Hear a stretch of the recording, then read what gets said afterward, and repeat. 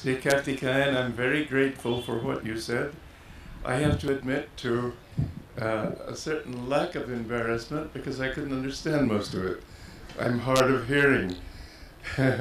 This is the problem with becoming old. I give everybody the same advice, but nobody listens to me. I say, don't get old. As you've heard, I came to my Guru Paramahansa Yogananda in 1948.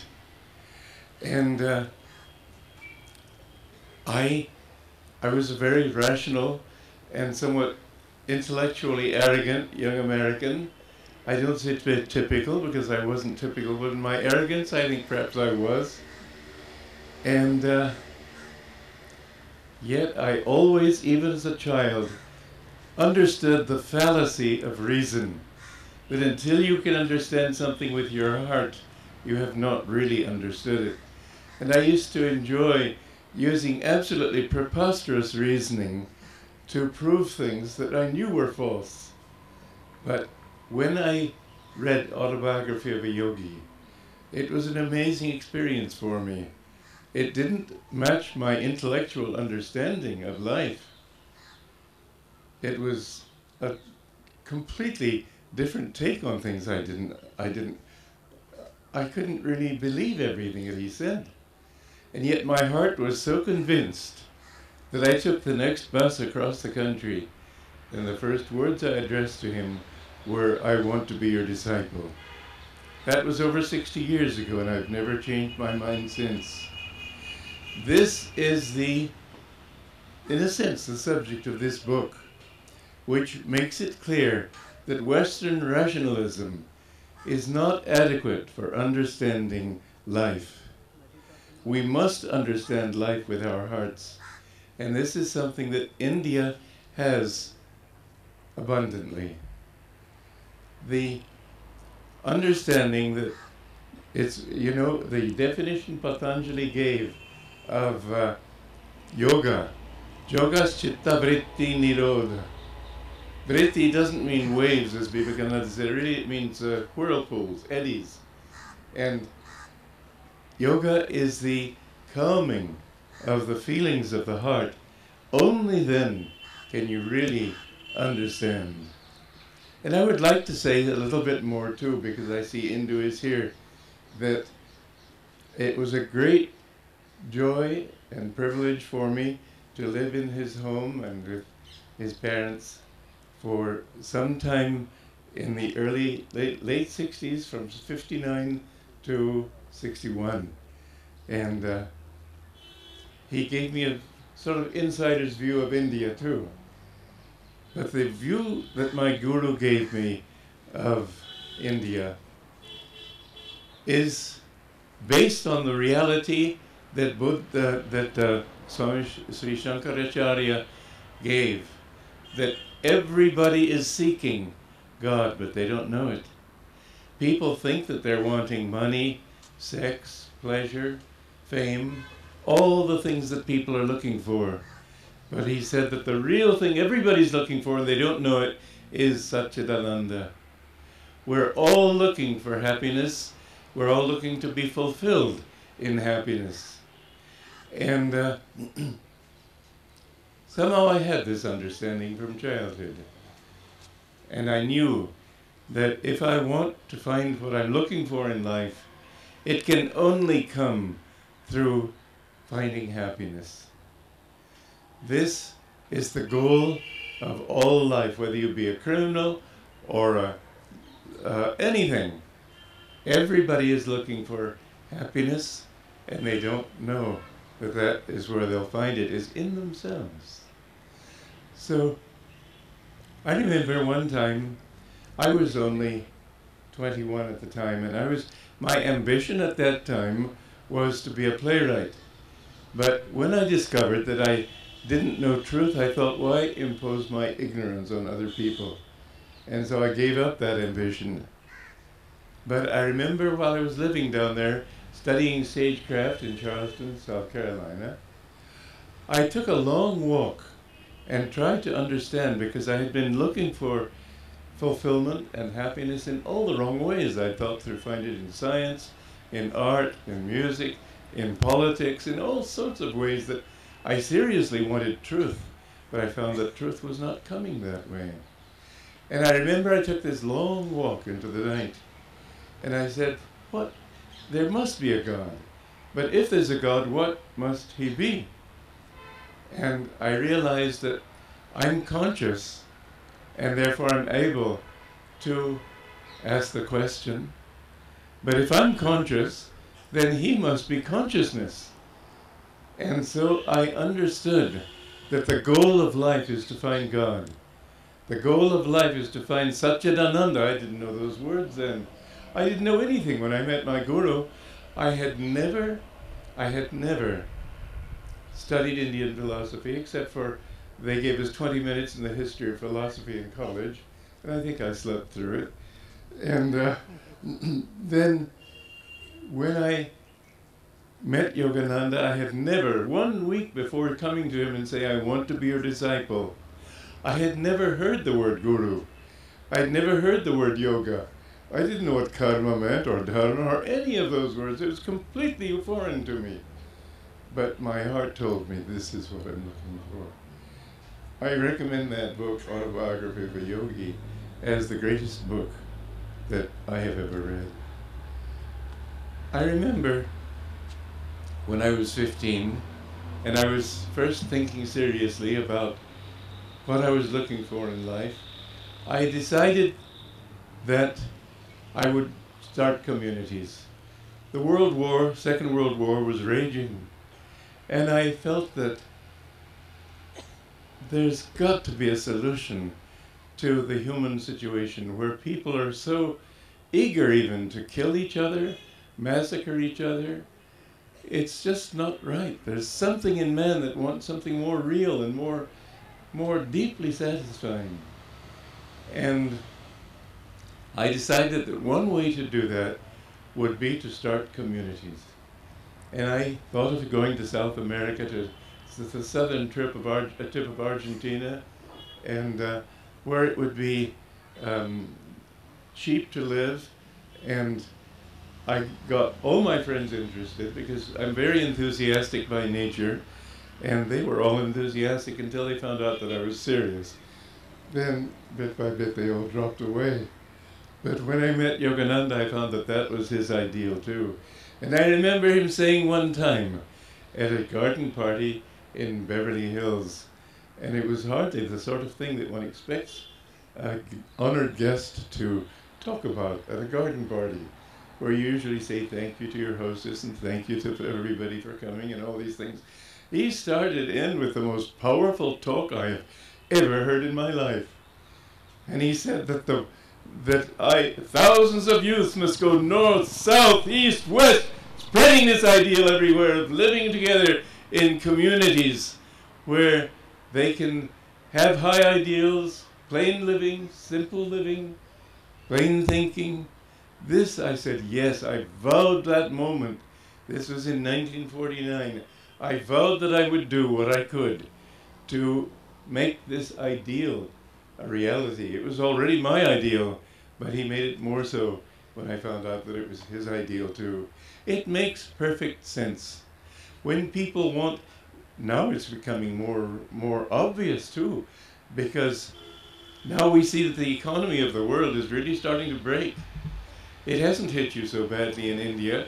I don't know if it ever will hit you as badly as in America, because India is not a rich country, except the people here probably are pretty well off. But basically it's not. And if you jump from here to the ground, you're not going to hurt yourself. But if you jump from the third story of a building, you'll kill yourself. And so it is that America is going to have to go through great suffering. And Europe will have to go through great suffering. And inevitably, India will have to go through some suffering. But it is not. Yogananda said, take the best advice I can give you. Get land in the country. Live with people who are harmonious with your own ideals. Live simply and grow your own food. I know many people in America have been urging people to get gold. I say, you can't eat gold. You need to have places where you can grow your own food.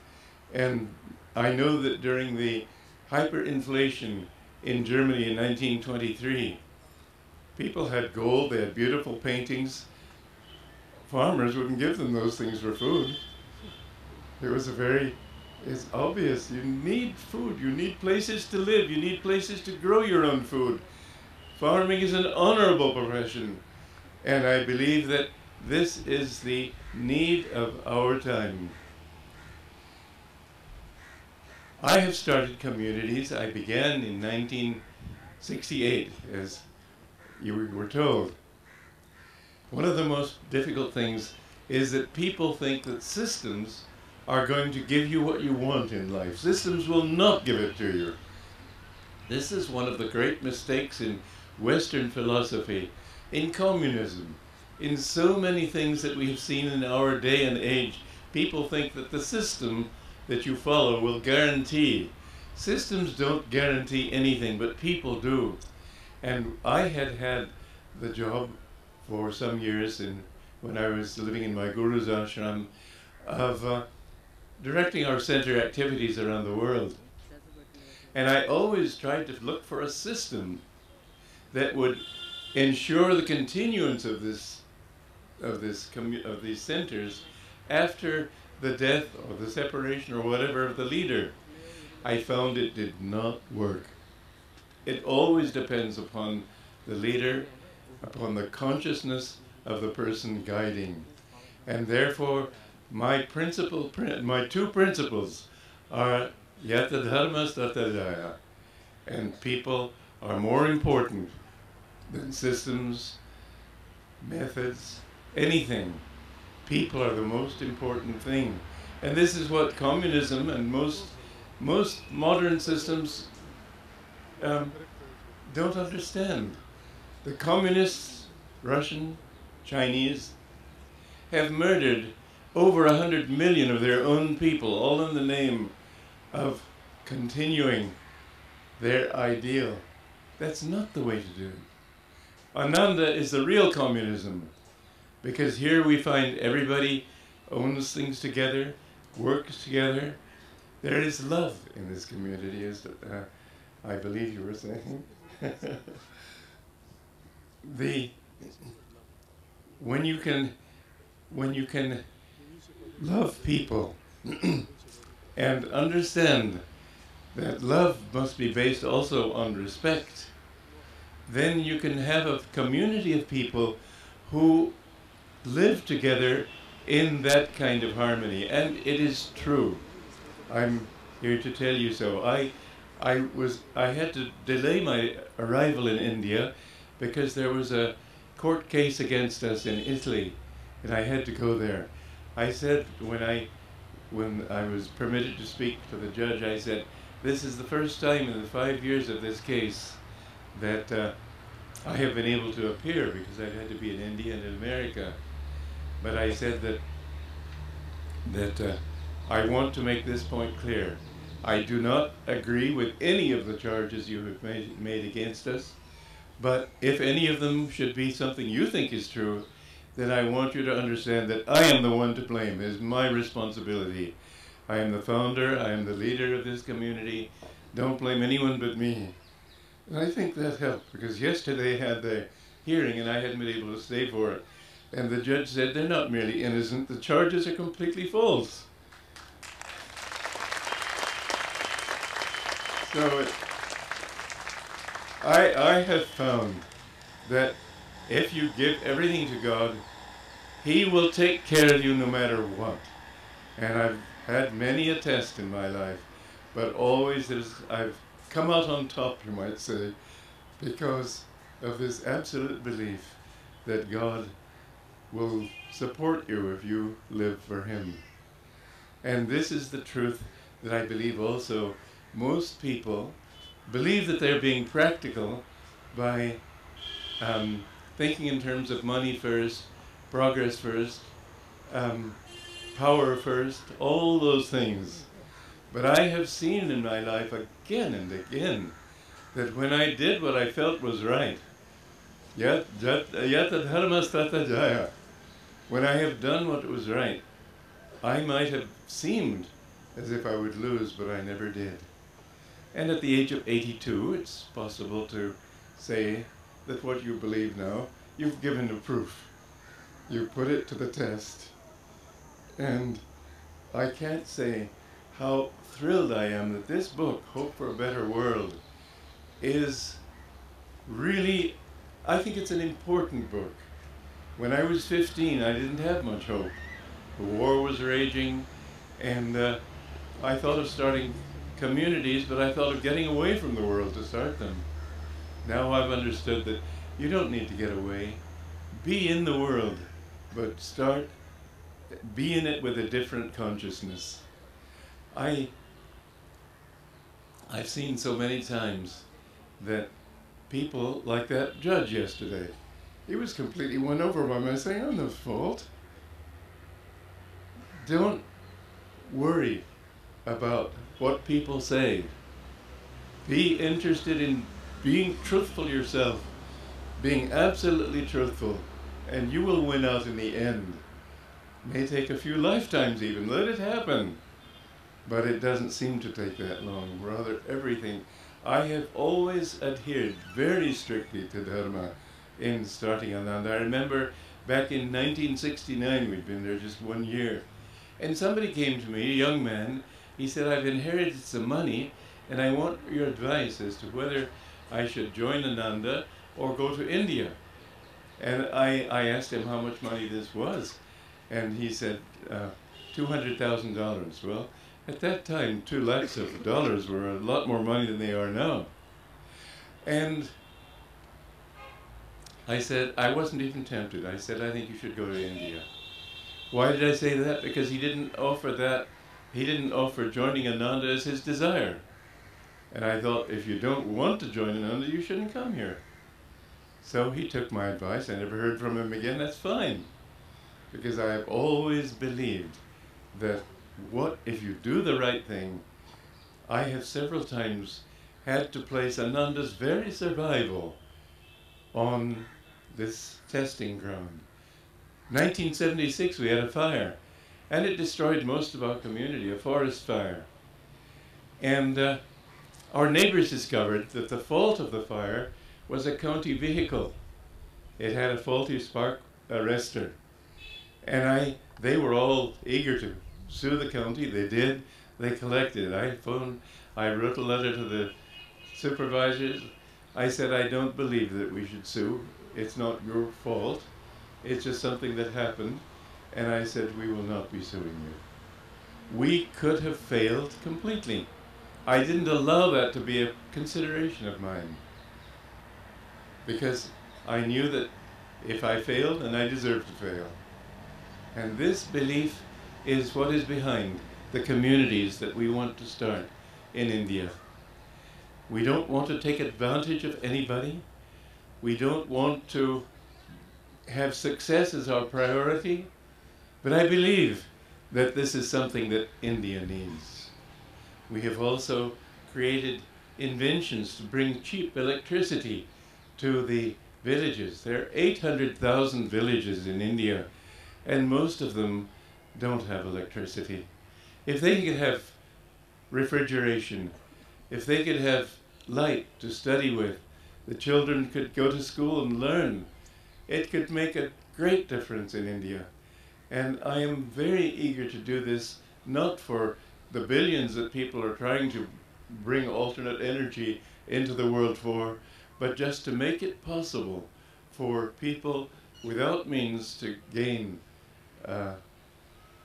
what they need in order to survive. If they had refrigeration, they could eat, they could preserve their food, they wouldn't be sick all the time. There's so many advantages. We started something recently up near Morney Hills, and we hope with this to do more. But our interest in starting something in India is that India, well, I have to say one thing about India. I have seen Indians in many parts of the world, and I have been astounded to see that within 1 or 2 generations, they're at the top of society. Now, it doesn't mean that you're more intelligent. It means that your belief system allows that. You're not suppressed. You're not held down. The blacks in America are fine people. They have the same nervous system you and I have, but why are they not succeeding? Why is there so little of that there? Their belief system hasn't been strong enough. That's what's needed. Indians have that belief system. And I believe that India is going to, with America, India will be a very prominent country in the world. When I first came to India even, I used to notice that so many people here in Delhi, so many men, look like United States stockbrokers. I don't know how it happens, but they all look they know what to do. And I think that Yogananda said that many Americans are being born in India, and many Indians are being born in America. I rank myself among them. But they have this understanding that spiritual and material efficiency they're both needed in order to bring about the fulfillment that all people want. I don't want to flatter you, but I'm speaking the sincere truth. I have never seen a people with so much potential for growth as in this country. And I hope very much to do my share in helping that to happen. But I know that when we went to Italy to start our work there, they had a difficult time in the beginning. Americans are very good at cooperating. It comes to them naturally. But Italy and India both had this thing of family first. I say, what kind of family is it that brother sues brother? And I know of a case that a mother suing her son. It just doesn't seem possible. But the need in Italy has finally begun to be perceived, and Indians more and more, Italians I mean, more and more, have come to realize that their true family is Ananda. This is what we need, is a family of people, not together because they have blood relationship, but because they believe the same things, they have the same ideals, and yes, the first thing that's needed, and we've got to train people in it, leadership. Leadership, without leadership, you can't have this hope for a better world. But that leadership must be thinking of other people and serving other people and not getting it for yourself. This has been the great damage in leadership the world over and in India. We must understand that service is true leadership. And I have tried to bring that ideal into America, into India. I've written a book on the art of cooperative leadership. What is it? Supportive leadership. I don't even know my own book. And many big companies like Mitsubishi and AT&T and Kellogg and others have used this book for their own staff. And we are now giving this course. I remember I was in the hospital about 3 years ago. India hasn't been easy on this body, I'll tell you. I had double pneumonia. And a doctor came into my room. And you know, a doctor, when he comes into your room and you're hardly able to think, I wasn't able to breathe properly, you expect him to say, "What can I do for you?" His question was, "Sir, can you help me?" I said, "Well, I can try." He said, "I have a son in college in Canada. I have many responsibilities. How can I meet these responsibilities and still follow the principles of dharma and yoga?" And I said that I have found from my experience that following dharmic principles is the safest and surest way to success. Well, I'm afraid that lying there almost unconscious was not the best advertisement for success. And he just looked at me very skeptically. And the next day, when I was having lunch, I said to my cook, she brought the lunch over, and I said, I would like to write a course on material success through yoga principles. Well, I did. It took me a year and a half, but I believe this course is a very important course for Indians, because I've seen too many Indians take the shortcut and then they wonder why they aren't succeeding. When you are strictly dharmic, I have shown by my life and by this course, and Dharmaraj and others, there's Dharmaraj there, are giving this course to big businesses around the country, and it is having a great success. Am I saying it for you, or would you like to say it? I am thrilled to be able to be of service to India, because I am more Indian than American. I feel that my samskars are Indian, my body is American, but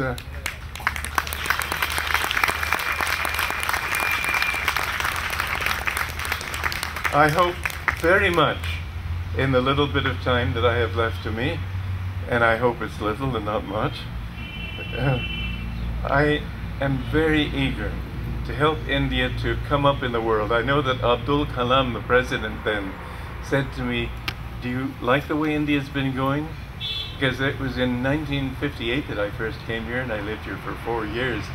And I said, it is certainly a little bit less spiritual now than it was. But I said that this is necessary for India. India needs to claim its rightful position as one of the great countries in the world. But I said that you will not be able to get rid of spirituality in this country. It is something that is ingrained in the soil. I know when I land at the Delhi airport on a plane, I feel that spirituality immediately. There is something that you won't be able to get away from even if you try, because this spirituality is thousands of years of great rishis living in this country and bestowing their blessings on this land. The hope for a better world is based not on principles, systems, it's based on human nature. I'd like to read to you a little section of it. Adam Smith was the one where he wrote about economy of the world, and he scandalized the people of his day because his basic principle was that everybody's out for himself, and they thought this is wrong. Well, if it's a fact, why call it wrong? Better use it in the right way, and it is a fact. Adam Smith's general thesis was that every human being is motivated primarily by self-interest. A nation's prosperity, he said, will soar if it gives people the freedom to improve their own lot. It is not, he wrote, from the benevolence of the butcher, the brewer, or the baker that we expect our dinner, but from their regard for their own interests. We address ourselves not to their humanity, but to their self-love, and never talk to them of our own necessities, but of their advantages.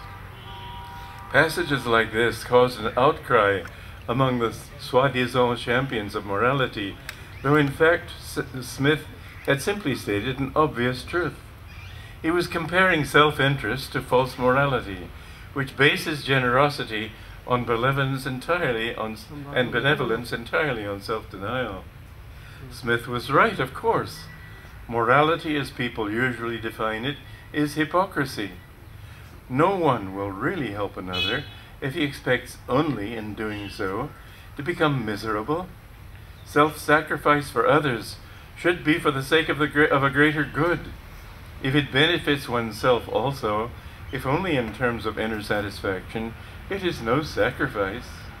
Smith erred only, as many self-styled moralists have done, by not humanizing his subject enough. He didn't focus with sufficient clarity on the people's actual needs as individuals. He gave us examples, the butcher, the brewer, the baker, to support his argument. What he didn't do was give us human beings. He gave us two-dimensional tradesmen. It might have helped had he given those tradesmen names, personalities, families. Let us make up for this sin of omission. We'll name the baker William, surname Baker. and we'll assume the presence of another one in town, whom we'll name Joe, surname Crumpet. Let us be even more specific. William concentrates only on the advantages accruing to himself while he sells bread, whereas Joe, though fully aware that he is earning a living, has other values besides. He greets you with a smile, treats you as a friend, asks after your family, hopes that you enjoy his baked goods, perhaps solicits your advice. Adam Smith, in discussing economies, discounted more human considerations such as benevolence because he considered these to lie outside the circle he'd drawn. He wanted to convince his readers that he too was a scientist. Whence, however, that word, benevolence. Whence other words like it, such as kindness, sympathy, compassion, and goodwill. These must have some meaning. If they haven't any for the economist, perhaps the fault lies in the way he approaches his science. Let's imagine a final possibility.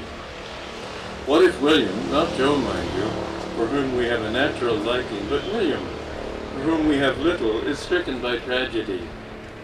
His home may have burned down, or his only child just died. Wouldn't you rush to bring him and his family comfort and assistance, offering them money, food, clothing, sympathy? Financial considerations wouldn't enter the picture. Even your personal feelings for him, which have been at least at best tepid, would pale to insignificance before his great loss. Adam Smith, being an economist, ignored such considerations as irrelevant. Economic constructs, however, if kept apart from human realities, are no better than wax images. They may be artful, but they lack life. Being only wax, moreover, they melt under the heat of scrutiny and become shapeless. If there is any subject that affects our lives daily, it is just this one, economics, which Smith separated so carefully from the life we actually live. We ought to give highest economic considerations to human values, not as statistics merely, but for their meaning to us as individuals. We ought to see people, too, in terms of the awareness they project. This is their primary reality for us. I remember I was in Taormina in Sicily a few years ago, and I went into a shop and asked the lady there. It was cold and I needed a hat. So I asked her which style of hat do her customers like. I don't care, they just pay my money and pay me my money and leave. I don't care about their interests. I said, look, you work here presumably about 8 hours a day. You have this opportunity to make friends, and instead all you think about is the money they're giving you. Your whole life is barren that way, and besides that you won't get as many customers. And I gave her a good strong talking to. And the next year, I happened to pass her shop. I certainly wasn't going to go in there, but she was in the street and she came up and embraced me. She said, I changed her life. We have to understand that what we do is ultimately for our satisfaction, but giving satisfaction to others is a far greater satisfaction than taking from them. That is why Jesus Christ said, it is more blessed to give than to receive. When we share with others, when we think of their happiness, then we ourselves find the fulfillment we want. This is the basis of morality. Morality is doing that which will expand your ego. The spiritual path can be defined in one simple concept: getting rid of the ego. There's so much joy when there's no thought of self. You find that when you can think of other people and don't think of what you're getting from them, they love you, you love them, everything works out. I can tell you, it's it's the most common sense teaching in the world. And this teaching I have found here in India. So I would like all of you to think of that seriously. But I would like you also to think seriously of joining communities such as I have founded, and as I'm hoping to found here in India. When people can share with one another, share their ideals, when they don't think about what they want, but how can they give, and how can they be truthful and right, it works, I tell you. And hope that this course that I've written for Indians, and I hope that this ambition that I have to start communities here based on spiritual values, I believe that this ideal will take hold here. It may take a little while, but just as in Italy, people have discovered that we're their true family, it's also true here in India. Your true family is not necessarily your sons, your brothers, your sisters, your parents. They may be, but often they're not, let's face it. Brother suing brother, so many things. But when you have a family of people who live together because they believe in the same ideals, this is what gives hope for a better world. I believe that this world that we're moving into right now will pass beyond the great depression that I see coming and warfare, which will be international.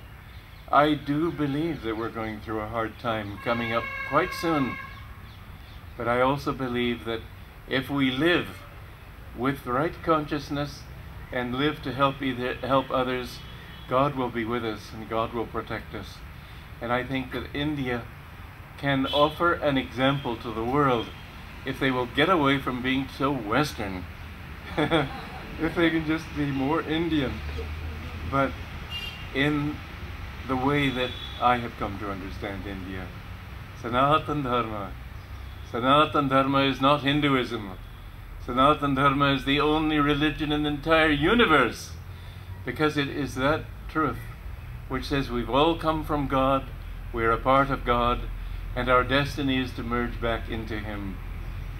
This is Sanatana Dharma, not Hinduism, not Kali or Durga or anything, but that truth that we are a part of God, and our duty in life, our destiny in life, is finally to merge in Him. The Bhagavad Gita says that it implies that we have lived through many days of Brahma. That's no pleasant thought. One day of Brahma lasts billions of years. We have lived through many of those. We can go on indefinitely, but sooner or later we've got to understand that what we are looking for, all of us, is Satchidananda. All of us want happiness, and we will only find it in God, and we will only find it when we offer our lives to Him and help other people to find Him. I would like to ask all of you to think seriously about what I've said here, to think seriously about God being your true purpose in life, even if you don't see it that way now, because sooner or later nothing works. Satan has one promise he always keeps. He disappoints you. Nothing that you can do ever works except finding God. You know, it's so interesting to look at the people in the world, and so many people have gotten so many ambitions, all the ambitions that you see in the world around you, for money, for power, for pleasure, for everything.